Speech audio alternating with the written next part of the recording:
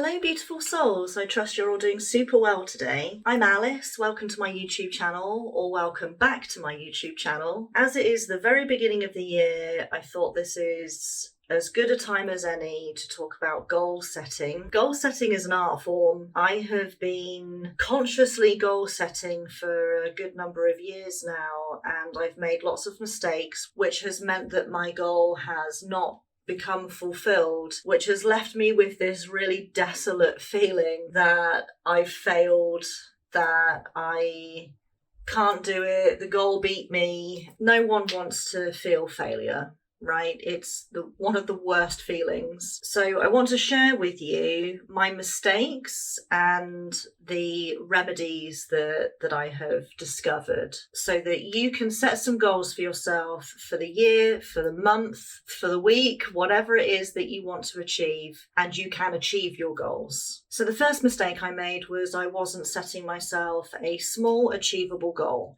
I would set myself this very grandiose, frankly unobtainable goal, and then I would give myself a really long period of time in which to achieve it, which sparked the mindset of, oh, well, I don't need to work on it today because I've got loads of time. I've come to realise through lots of practice that setting a small, achievable goal benefits in so many different ways. If it's small, then generally you'll have a smaller time frame to accompany it, which means you get it done faster, which means you do fulfill it, and then you feel really good about yourself, which then propels you to set more goals for yourself, because it's a really lovely, warm, fuzzy feeling when you set a goal for yourself.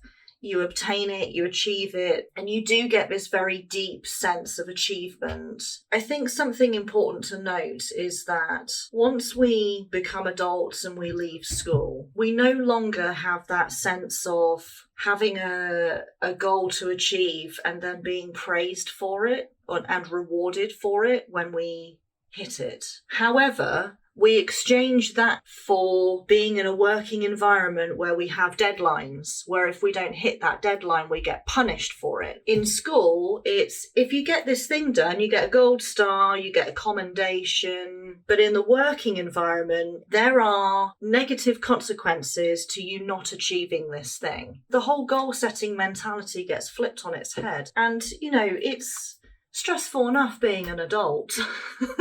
We don't need that. So I think that's something worth bearing in mind, that the dynamic has now changed now that you're an adult. There's no reason why you can't be setting small achievable goals for yourself where there's a reward at the end rather than a punishment if you don't get it done. So there's the second thing. The second mistake that I made was I wasn't setting myself some sort of reward. Instead, I would start to panic that I'm reaching the end of the time frame that I set myself to achieve this goal. And then I start to feel, well, if I don't get this done, then catastrophe, all of these things, I'm going to feel really bad about myself. I already feel bad about myself because I left it to the last minute, and that feeling starts to snowball, and then you start to lose enthusiasm for even achieving it in the first place. It's a slippery slope, honestly. So having a small achievable goal and then deciding, when I hit this goal, I'm going to reward myself. I'm going to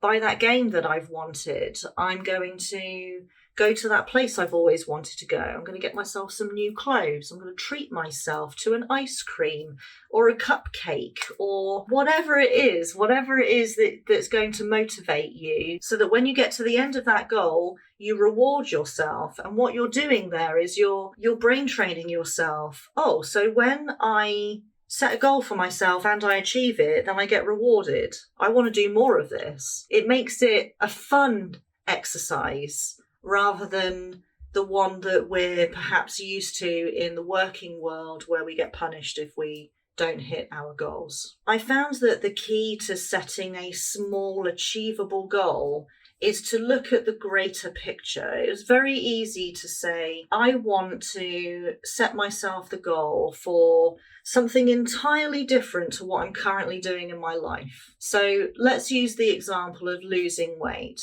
I want to, at the end of, the year, I want to be 3 sizes smaller than I currently am. Now, I'm not saying that this is an unachievable goal, But by setting that as your goal, you're setting yourself up for failure. The reason being that there are so many things that need to happen in between now and then for you to actually reach that goal. You need to set up the healthy habit of exercising regularly. You need to change your diet. You need to change your mindset on your body when you look at yourself in the mirror. You need to decide how you want to sculpt your body. Yeah, you want to lose some weight, but do you want to build some muscle? Do you want there to be a certain shape to your body when you're done? Now, it might seem like I'm sort of overcomplicating it, but actually what I'm doing is I'm simplifying the goal, because you'll have this end result goal that you have in mind, but then you can break that down into much smaller, more achievable goals. So you can still have that goal, I want to be 3 dress sizes smaller by the end of the year. It's January now, you've got more or less 12 months to achieve it. But if you break that down into much smaller goals along the way, you're more likely to actually achieve that goal in the end. So following the same example, we could set a smaller achievable goal that by the end of the month, I would have formed the good healthy habit of going out for a walk and hitting,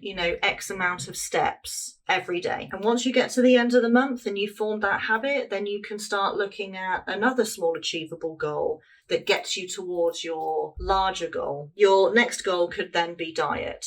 And then once you've nailed that, the goal that follows that could be, I'm going to up the length of time that I do my walks, and I'm going to start running, or now I'm going to start going to the gym. What we're doing is we're taking that larger goal and breaking it down into small achievable goals, rewarding yourself when you hit them, and thus you are more likely to hit your end goal. And this is so important to note that we tend to look at the bigger picture, and there's nothing wrong with that, but we sort of neglect to understand that all the time in between and all the things that need to happen between now and hitting that goal. And in a lot of cases, we need to change. We need to change ourselves. We need to change our habits. And it doesn't need to be a difficult thing to do, which is exactly why we plan ahead and we break down that larger goal into much smaller, bite-sized little nuggets of goals. And then as you're going along, you don't have to concern yourself with your larger goal, because you know that you're slowly chipping away at it as long as you're hitting these much smaller goals in the meantime. So I hope this aids you in your goal setting for the year, for the month, for the week, for the day, whatever it may be. I highly recommend journaling. I have made a video about it. You can watch it here. That can also massively help with goal setting. Personally, I journal every day. I have a journal that I write in my daily goals, and then I write in my monthly goals, and I write in my annual goals, and I check them off each day as I go if I've hit them. If I haven't, they carry on over to the next day. And it just really helps me to stay on track, to stay focused and motivated. And then at the end of each day, I write in there just a few thoughts on how I think my day went, how I'm feeling. And it really helps to keep me centered and focused. So have a wonderful rest of your day. Remember that you are important and you are worthy, and I will see you in the next one.